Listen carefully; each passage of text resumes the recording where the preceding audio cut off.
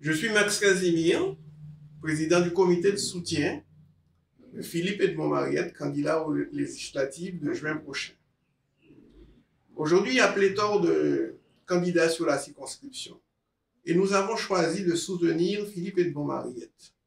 Alors, pour vous donner les raisons de notre choix, nous avons choisi justement quelques extraits de ses interventions parce que, comme vous le savez, c'est un homme d'expérience. Il a siégé déjà au Parlement. Nous avons choisi quelques extraits de ses interventions lors de sa mandature.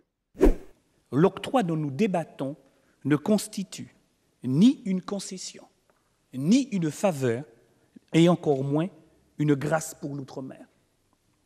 En réalité, si cette taxe a résisté à toutes les attaques, c'est parce que son fondement économique s'impose naturellement et dépasse, par son impérieuse nécessité, les clivages habituels de notre hémicycle.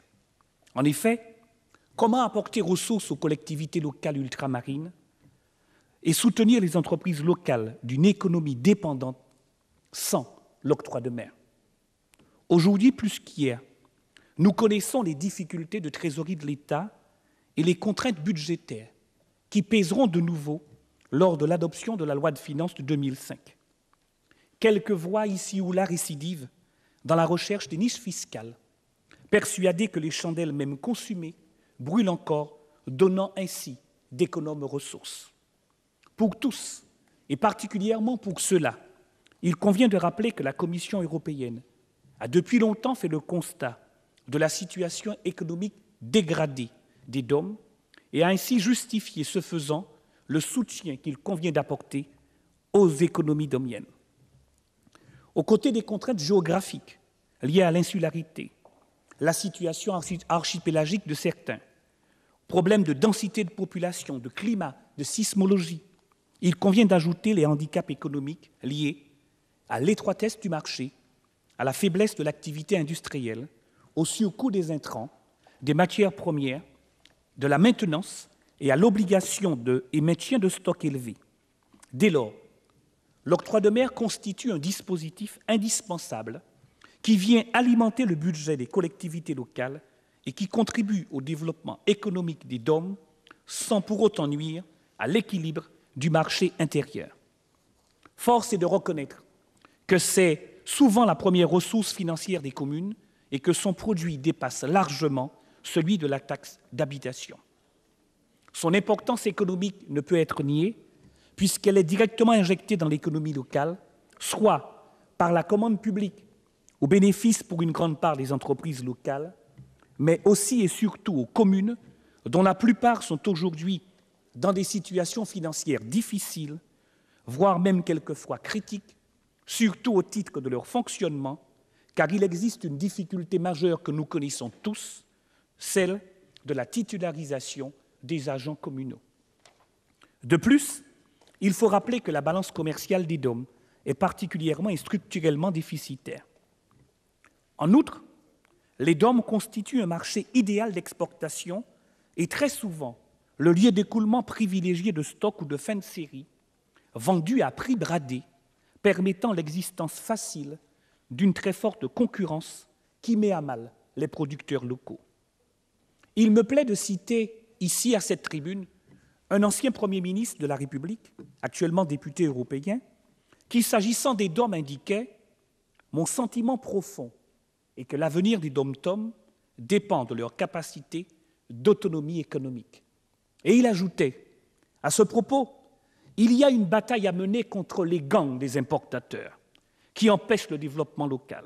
Par exemple, des jus de fruits sont importés, ce qui décourage les industries de transformation locale. C'est un assassinat méthodique des DOM-TOM. Enfin, puisque tous ici nous sommes bien conscients de l'épineuse question de la continuité territoriale, il convient de rappeler que le coût du transport se traduit par un surcoût imposé aux entreprises des DOM, de sorte que le ratio coût du transport et valeur de marchandises impose un supplément de près de 25% sur le prix de vente. Nul ne peut dès lors nier l'intérêt et l'obligation de tout faire pour que soit maintenu au profit des régions ultramarines l'octroi de mer. 3 critiques avaient été de tout temps relevées à l'encontre de cette taxe. On craignait qu'elle soit une taxe équivalente à un droit de douane. Le droit additionnel avait été mis en place et instauré sans que le Conseil européen ne se prononce. Enfin, la faiblesse et les vérifications des contrôles de l'État, de sorte que la gestion et le contrôle du prélèvement posaient problème. Le texte qui nous est proposé aujourd'hui est donc un texte de transposition. Compte tenu de l'obligation imposée par le calendrier et de l'intérêt de ce dispositif vital pour nos régions, je suis prêt à voter ce texte qui préserve l'existence même, le dynamisme, voire l'ingéniosité de la production locale. Ce texte est indispensable pour porter un nouveau souffle aux collectivités locales, car il faut veiller à ce que les communes pour qui la ressource financière est quasi inexistante et les capacités d'autofinancement faibles retrouvent équilibre et crédit budgétaire. Et une fois pour toutes, je veux tordre le cou ici aux idées reçues, trop souvent répétées et hélas tenues pour vraies. Monsieur le ministre, pourquoi le Parlement a-t-il voté en juin 2003 une loi de programme pour l'outre-mer? Parce que c'était d'abord un engagement du président de la République, parce que la fragilité des économies insulaires est connue de tous avec ses handicaps et ses surcoûts. Enfin, parce qu'il fallait construire sur le long terme. 15 ans, nous avait-on dit, et votre collègue Brigitte Girardin affirmait au soir de son adoption, inclus dans la loi de programme et non dans une loi de finances, le nouveau dispositif n'est pas susceptible d'être remis en cause chaque année à l'occasion du budget de l'État. Pourquoi alors aujourd'hui, dans le cadre de la réforme, après 2 ans, une atteinte aussi grave est portée à une construction née de la concertation avec votre gouvernement, l'ensemble des élus ultramarins et les socioprofessionnels de nos régions? J'affirme ici que les dispositifs que constituent l'exonération des charges sociales et la défiscalisation sont des instruments justifiés et même en l'état insuffisants au développement économique et social de nos régions. Je m'inscris en faux contre la confusion sémantique entretenue par beaucoup quand ils nomment à tort ces instruments niche fiscale. Enfin, la loi de programme votée en 2003 est un dispositif totalement neutre pour les finances de la nation qui ne peut en aucun cas être assimilé à une niche fiscale pour contribuables trop soucieux d'optimiser leurs contributions fiscales. En intégrant les effets de retour du dispositif, la défiscalisation génère autant de prélèvements obligatoires que de dépenses fiscales. Les mesures adoptées outre-mer ont permis reprise de croissance et création d'emplois.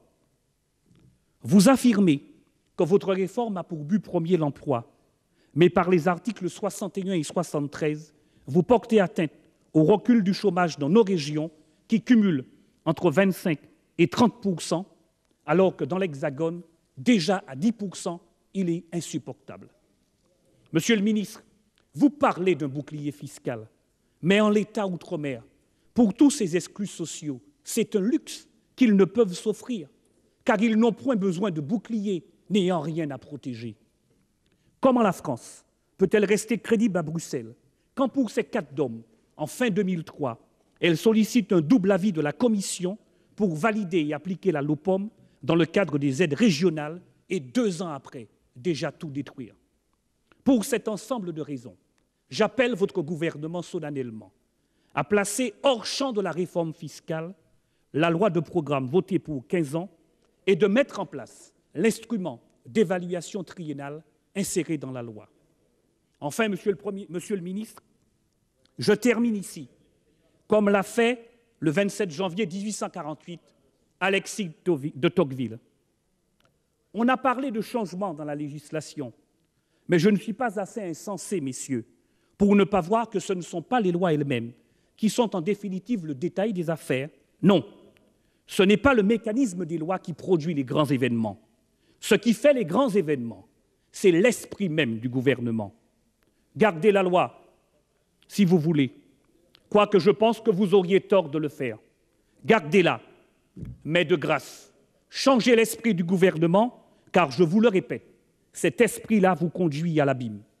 Monsieur le ministre, l'outre-mer ne peut plus ni souffrir, ni accepter une perpétuelle discrimination.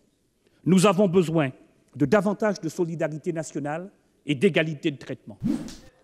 Monsieur le Premier ministre, après une cacophonie institutionnelle sans précédent, le président de la République, et vous avec lui, avez décidé de supprimer le CPE sans nommer la pitoyable abrogation.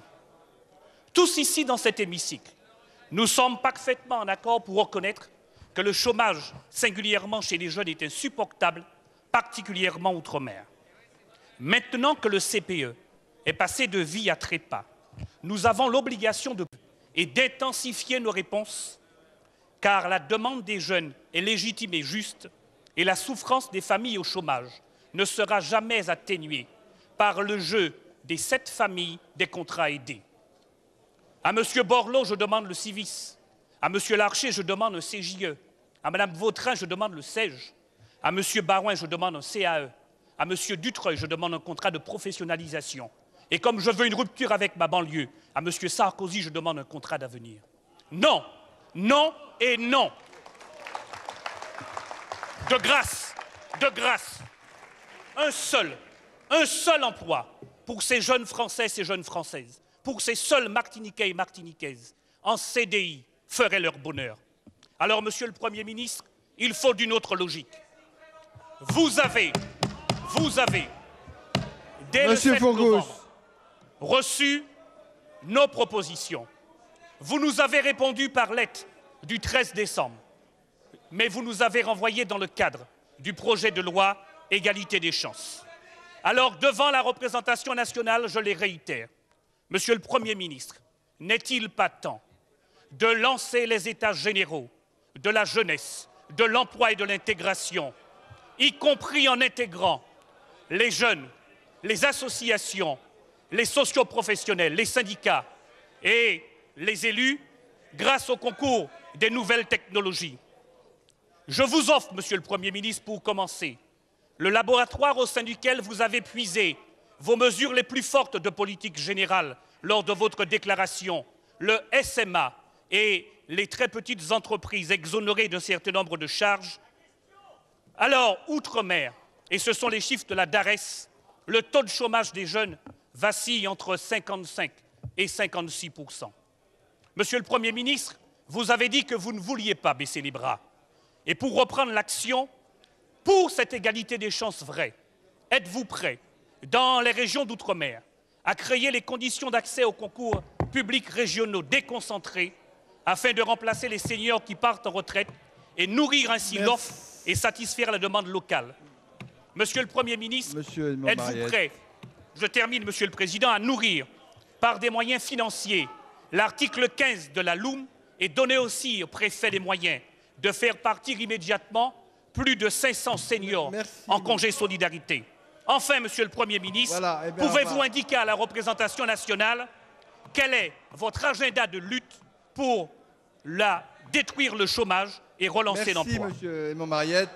Je sais, Monsieur le ministre, vous avez souhaité toujours tenir parole, mais elle a subi variations et distorsions sous l'influence de Bercy, où les détenteurs du cordon de la bourse conjuguent arithmétique et politique au détriment de ces régions tellement éloignées, n'est-il pas vrai? En 2007, quel sera l'état de notre budget? D'abord, je souhaite que la transparence soit la règle. La continuité territoriale est déjà insuffisante, et particulièrement le passeport mobilité, qui a connu un gel inadmissible, qui est venu asphyxier d'autant plus les CROUS qu'il a mis en péril leur mission première, le soutien aux étudiants ultramarins. S'agissant du logement, on a répété ici, pendant les 5 ans, que la priorité du gouvernement était le logement pour l'outre-mer, alors qu'on ne joue plus entre autorisation de programme et crédit de paiement au point de créer un tel désordre que c'est la parole même de l'État qui se trouve décrédibilisée. Voilà pourquoi les interrogations subsistent et la conférence nationale pour le logement outre-mer annoncée mérite d'être préparée avec un calendrier clair et précis, avec tous, pour éviter un nouveau cérémonial technique et politique médiatisé à souhait, et cela d'autant plus que nous serons à la veille d'échéances politiques majeures. Un autre volet du programme logement, celui dit des 50 pages géométriques, doit aussi être pris en compte pour permettre aux plus déshérités d'avoir la capacité d'obtenir un titre et de le transmettre aux générations futures. S'agissant des conditions de vie outre-mer, il faut regretter l'absence d'une vraie politique de prévention, de santé et environnementale. Je ne parlerai pas du chikungunya, je ne parlerai pas non plus du mercure en Guyane, mais sur la problématique du chlordécone, avec le rapporteur de la Commission des affaires économiques, mon collègue Joël Bougendre, je cherche encore dans les eaux polluées par la chlordécone le concours promis par le ministère de l'Agriculture, pas d'accompagnement, pas d'aide à la reconversion, pas d'indemnisation jusqu'à ce jour versée aux professionnels.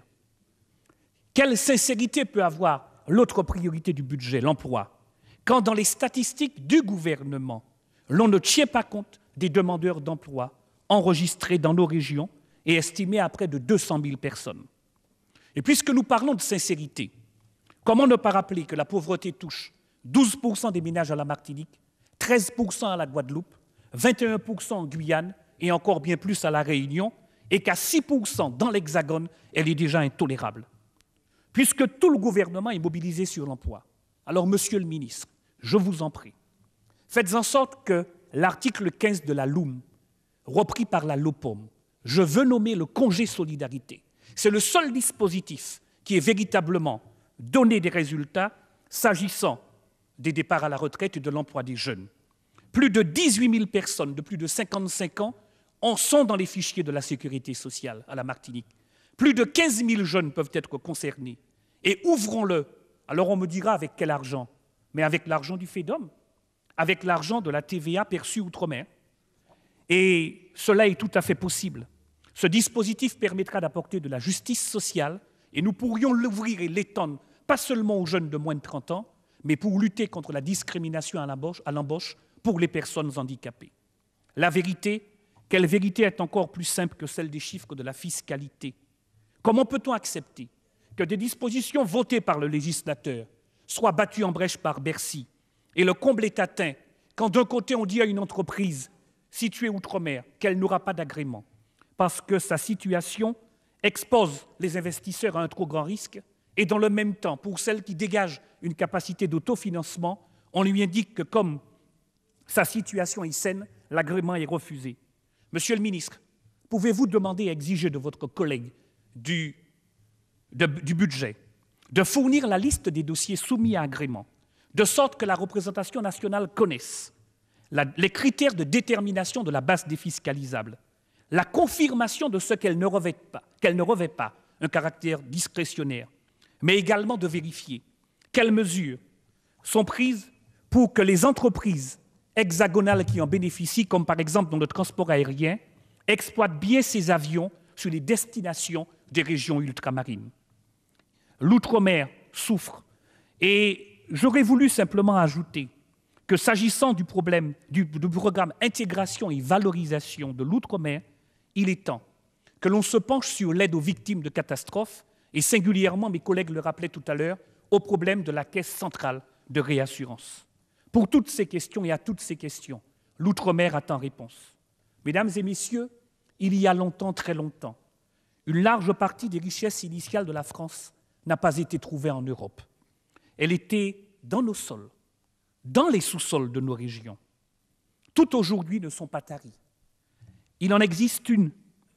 Elle est aujourd'hui dans nos têtes, dans notre jeunesse, dans notre intelligence, ce que nous pouvons mettre en œuvre pour l'articulation de nouveaux outils au service du développement économique et social des régions ultramarines. Alors, face aux attaques toujours renouvelées, les congés bonifiés, les retraites, les compléments de vie chère, nous devrons être conscients qu'un jour ou l'autre, mais plutôt tôt que tard, nous devrons accepter, sur tous les bancs de l'hémicycle, d'ouvrir ensemble les premières pages du livre blanc de l'outre-mer. Le livre historique et comptable de l'apport de l'outre-mer, de ces régions à la France, avec l'impérieuse obligation de l'écrire en futur simple. Pas seulement en passé. Notre passé n'a jamais été simple. C'était un passé décomposé. Pas non plus au futur antérieur, mais au futur simple. Pour ma part, si je participe à cette écriture-là, j'aimerais l'intituler « Du profit colonial au partage équitable dans une république diverse et plurielle.